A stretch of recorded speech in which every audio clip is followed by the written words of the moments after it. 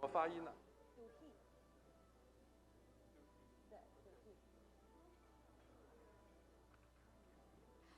Ladies and gentlemen, welcome back. Now we will enter session 1, Parliamentary Transparency, Trust and Inclusiveness. Parliamentarians serve as the bridge between the people and the government. To ensure that the people's voices are fully reflected, the Parliament has to be an open forum to encourage the freedom of expression and respect different opinions. This session will be moderated by Dr. Ernie Ko, member of the Membership Accreditation Committee of Transparency International. Dr. Ko, the floor is yours. Okay, thank you very much. Good morning. If you haven't seated yet, please come back and have a seat. My name is Ernie Ko. Welcome to this first panel, COVID-19 Response and Parliamentary Openness. I'm your moderator today. Call me Ernie, please, later on. I'm one of the five members of Membership Accreditation Committee of Transparency International, which is based in Berlin, an NGO. And this NGO, Transparency International, is dedicated to global anti-corruption movement. As the Membership Accreditation Committee member, my job in Transparency International is to review and to recommend the accreditation of 99 national chapters around the world. Unfortunately, this year, Transparency International has decided to discredit national chapters in Japan and China, respectively. This is the latest news because these two national chapters are either a lack of meaningful activities or lack of true indigenous independence of the government. Apparently, we need to mobilize and encourage more civil society in East Asia to participate in the global anti-corruption movement. In the midst of the COVID-19, there is a growing need to secure the space of civil society. Without a true voice from the bottom, we cannot guarantee the efficacy and efficiency of adequate healthcare, such as vaccines, and to secure the transparency and accountability of government and its budget. So in this first panel, we have 5 distinguished discussants from around the world, including Mexico, Sri Lanka, the United States, and Taiwan. It's a gender-balanced panel to share their insights on parliamentary openness. My job today is to facilitate dialogue and exchange of views. So our ground rule is that every speaker has 10 minutes, 8 to 10 minutes. If you go over time, I will gently but firmly show you my yellow vaccine card. Okay, it's my vaccination proof, but also it's a warning sign. By showing this card, I want to save time and make sure that everybody has a lively discussion among all participants today. Okay, of course, if you finish your presentation 2 minutes or more before the deadline, I owe you a drink, all right? Okay, I especially welcome you to share your observations and personal stories about how corrupt or how accountable or how transparent your parliament is doing and what's the feasible solution to it. So now, may I introduce our first speaker today. Okay, it's the lady from Mexico.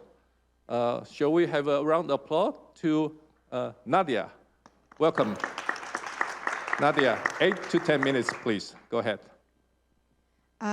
Good morning for everyone. I am Senator Nadia Navarro. I would like to begin by thanking for the Legislative Yuan of Taiwan and the NDI for the distinction for inviting me to the Open Parliament Forum 2021. This is a much needed initiative for legislators, various for countries to engage in a dialogue and exchange experiences. Thank you so much. I'm staying here for talk about the Mexico and the Open Parliament, fostering transparency and making people's voice count. Many people here, maybe it's, I guess some of you may not be quite familiar with my country, Mexico. So before getting into our main topic, the Mexican experience and open parliament, allow me To give you some context regarding of the most promising nations in the 21st century. Please, next. Mexico is a major player in the world stage. It's a regional power and increasingly a leading actor in globalized world. Whether you talk about trade, tourism, business, politics, or diplomacy, our country is called to play a major role in the 21st century. Mexico is the 15th largest economy in the world by GDP, and we are the 10th most popular country on earth with an over 126 million inhabitants. Mexico is the 13th largest country by area with 1,000 of littorals in both the Pacific and Atlantic Oceans as well as the Caribbean, and a massive 3,000 kilometers border with the United States, that is my neighbor too here. This is equivalent to the distance between Portugal and Ukraine. Or it's a mega diverse country ranking 5th place biodiversity, and the 7th with the most World Heritage Sites as recognized by UNESCO. No wonder we are the 7th most visited destination worldwide. That is the good idea if you should consider if your next family vacations. Mexico also ranks 2nd in Latin America by military expenditure. We have a dozen free trade agreements with 46 countries, as well as over 40 trade agreements on understandings with an additional 40 nations. Once a closed-state country economy, we are not one of the most commercially open countries in the world. We are part of many of the most important global forums, such as the OECD, G20, APEC, and currently we preside over the UN Security Council. We are a young democracy. Mexico was ruled by a single party for over 70 years. During the past 30 years, we have been building a true democracy. And the next, please. The next. Yes. We have a young democracy for 1917, we have an end of the Mexican Revolution. That is a line of time for you know. One-party authoritarian system. We have 2029 and 2000. This is the period. The main opposition parties founded PAN, to which I belong, in 1939. Mexican women win the right to vote in 1953. For the first time in modern history, an opposition party wins a gubernatorial election in 1989. Opposition parties may win a majority Congress in 1997. And the PAN wins the president, ending at 72 years, a period of a single ruling party in 2000. This era of divided governments and the advancement of democracy 2000 to 2018. López Obrador, now it's our president and is a populist candidate, wins the president and the majority of Congress in a landslide. It's important to say for us, this time was a democratic retreat, assault on the electoral authorities, the media, civil society, the Supreme Court, and the court. Why open parliament matters? First of all, I want to argue why open parliament is not a fad, but a practical necessity. Legitimacy and public support for public policy, when the people get involved in the decision-making legislation, is not an imposition by an elite, but a popular consensus. Better information, it's better decisions. Congresses and parliaments must take advantage of the research data and grassroots experiences provided by specialists, activists, academics, and non-governmental organizations. Civic engagement and the citizenship building. Democracy goes beyond casting a vote every election. It requires the permanent participation of the people in debates and actions that have an impact in public policy.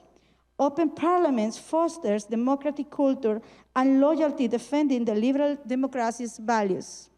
Democratic stability. People around the world are becoming disaffected with democracy. These have given rise to populist authoritarian alternatives. Open parliament is a way to get people involved and strengthen democracy allegiance. Check and balances. Open parliament refers and legitimizes legislative oversight over the executive, buttressing democratic mechanism and against the abuse of power. We are living a history-changing battle between liberal democracy and populist authoritarianism. Open parliament is one of several ways to foster democratic values. How to make parliaments more open? First, having independent candidacy so citizens can apply for registration without the need to belong or a political party. In 2014, the so-called direct democracy mechanisms were enacted in Mexico, allowing citizens to decide on a specific and mother's truth, direct and universal voting such as referendum and recalls elections. Open parliaments not only meet the demands of the citizens, but also involve the people in the legislative process, achieving an active and constructive collaboration of academic, specialists, and legislators. Two very relevant cases in Mexico are the creation of the National Guard. It's a new national security force, and we have the debate on regulation from cannabis. Media outlets are essential to guarantee transparency.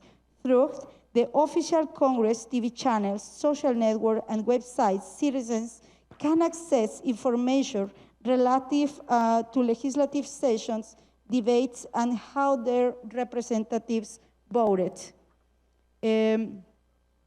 Transparency is not a choice, but it's an obligation for us. The Senate have three main laws governing transparency in Mexico. First, general law of transparency and access to public information, federal law on transparency and access to public information, and system of transparency obligations portal. We have different levels about that, but everything is considered for the law. Senator, you have 2 more minutes to go. 2 minutes more? Yes, please. Okay, thank you.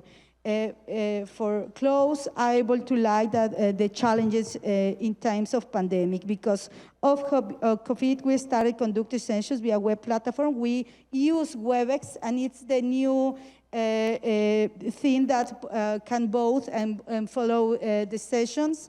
And it's very important guarantee that the citizens can see what is our work, but the many things for guarantee the security for the process in the law. That's all. Thank you. Thank you so much. I very much appreciative for your timely and very efficient presentation. Now we are coming to the next guest, which is online. It's from Sri Lanka, Mr.